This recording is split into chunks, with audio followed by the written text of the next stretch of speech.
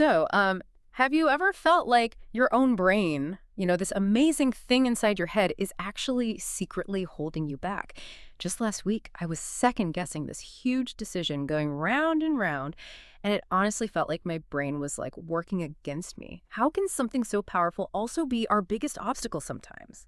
Well, today's deep dive is all about getting into that. We're going to look at the science behind these, frustrating mental barriers, and more importantly, figure out how we can maybe rewire things up there to unlock our potential to get what our source calls unstoppable growth. Exactly. And our guide for this is the material in Rewire Your Brain for Unstoppable Growth. Yeah. What's great about it is how it pulls together insights from lots of different places, scientific studies, psychology research, and some really relatable real-life examples. It gives us a pretty full picture of how complex the brain is and, crucially, some practical ways to actually make changes. Okay, let's get into it. Our brains, right? These like 3-pound miracles, they let us do incredible things, dream, create, solve problems. But then, bam, you hit a wall.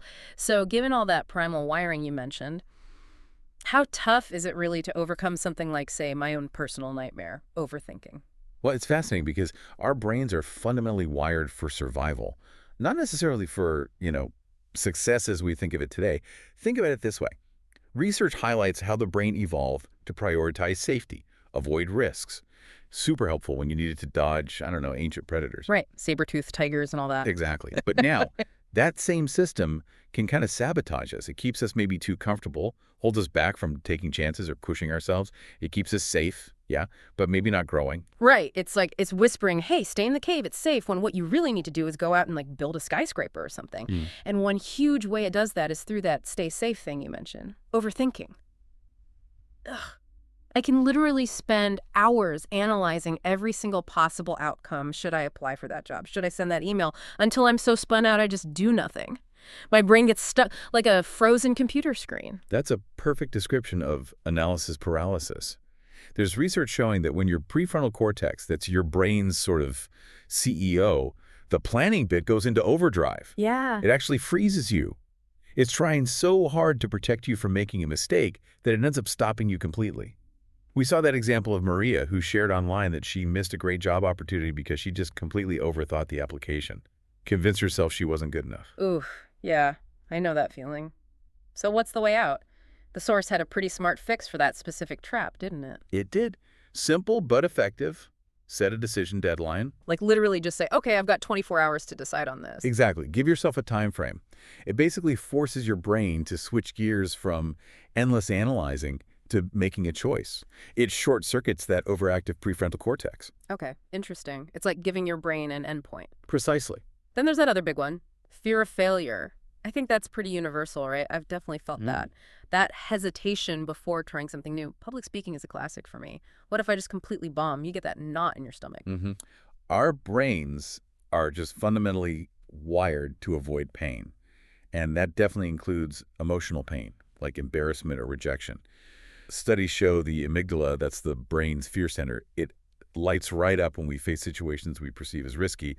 It screams danger, basically. Yeah. And connecting that to the bigger picture, other research points out that if you constantly avoid failure, you're actually blocking learning and ultimately success. Makes you wonder, if you're always trying not to fall, how do you ever learn to, run? That J.K. Rowling example is always so striking. All those rejections before Harry Potter hit, it really shows failure isn't like the end, it's just feedback. But how do you actually make that mental shift when you're feeling that sting? How do you see it as a teacher, not just a threat? It's a conscious effort. You're essentially retraining that amygdala response over time. The idea is to actively reframe it. Ask yourself, okay, what did I learn here? Instead of just, oh no, I failed. That question starts to rewire things. Maybe try one small thing this week that feels a bit scary and just see failure as information. Okay, one scary thing. Noted. And what about procrastination? That's another way my brain seems to hold me back. I know I should be working on that big project, but my brain just craves that easy dopamine hit from, scrolling social media instead. I definitely have a half-finished something gathering dust right now. Oh yeah. Procrastination is tied directly to the brain's reward system. It's designed to prioritize short-term pleasure, like scrolling, exactly over long-term gains. Your brain's just looking for the quickest, easiest reward. Makes sense. Instant gratification wins. And often, what's lurking underneath that procrastination is self-doubt. Research links self-doubt with lower levels of dopamine, which is key for motivation. So you literally have less drive to start. There was that powerful story on Reddit about a student who nearly missed graduating because they kept putting off their thesis, all fueled by this deep self-doubt about whether they could even do it. Wow. So, how do you break that cycle when your brain is actively working against your motivation? Well, the good news is you can break it. The key seems to be starting incredibly small. Small. How small? Like, don't aim to finish the whole thing. Just aim to write one sentence. Or make that one phone call you've been avoiding. That tiny action can create momentum. Your brain gets a little hit of reward for completing something, which makes it slightly easier to do the next tiny thing. You slowly nudge yourself forward. Okay, tiny steps. I can try that. Now, you also mentioned cognitive biases. These sort of mental shortcuts our brains take. Exactly. They're usually efficient, but sometimes they lead us way off track, like mental blind spots. So what are some common ones we should look out for? Well, the source material highlights a few key ones. There's confirmation bias. That's where you tend to look for information that confirms what you already believe. Right, you ignore anything that contradicts your view. Precisely. And that can really limit your perspective and growth. Then you have anchoring bias. That's getting stuck on the very first piece of information you receive. Like, if you hear a low salary offer first, that number can unconsciously anchor your expectations, even if later information suggests you're worth more. Ah, okay, so the first impression really sticks. It can, yeah. Then there's the availability heuristic. This is where really vivid or easily recalled stories unduly influence your judgment. You hear one dramatic story about a plane crash, and suddenly you overestimate the risk of flying, even though it's statistically very safe. Or that public speaking disaster anecdote we mentioned. Got it. The dramatic stuff overrides the data. Exactly. And finally, the sunk cost fallacy. This is a big one. Is sticking with something, a project, an investment, even a relationship, just because you've already put so much time, effort, or money into it. Even if quitting is the logical thing to do. Even then, your brain hates feeling like it wasted resources, so it tells you to keep going, trapping you in something unproductive. Man, our brains are tricky. So knowing about these biases is step one, I guess. How do you fight them? Awareness is absolutely the foundation. And then it's about actively practicing questioning your own assumptions. Ask yourself things like, am I only looking for evidence that supports my idea? Or is this fear based on real facts or just that one story I heard? Is staying in this just because I started it? It's about deliberate critical thinking. That makes sense. It requires effort. And then there's a comfort zone, that feeling of just staying put. I know I've stayed in jobs or situations way longer than I should have just because they felt familiar and, safe, even if I wasn't happy. That's your brain's default mode network at work. It loves habits and routines because they're efficient. Change feels inherently risky to the brain, even if the current safe situation is actually bad for you. So it defaults to better the devil you know. Pretty much. And it's not just about staying put. It's also about getting stuck looking back. Our brains can get caught in loops, replaying old mistakes. That's rumination. Research links that constant replaying of negative events to lower resilience. It keeps you anchored in past failures instead of moving forward. Like a mental hamster wheel of regret. Ugh. How do you get off that? It really comes down to consciously shifting your focus to the present and what you can control. Letting go is key.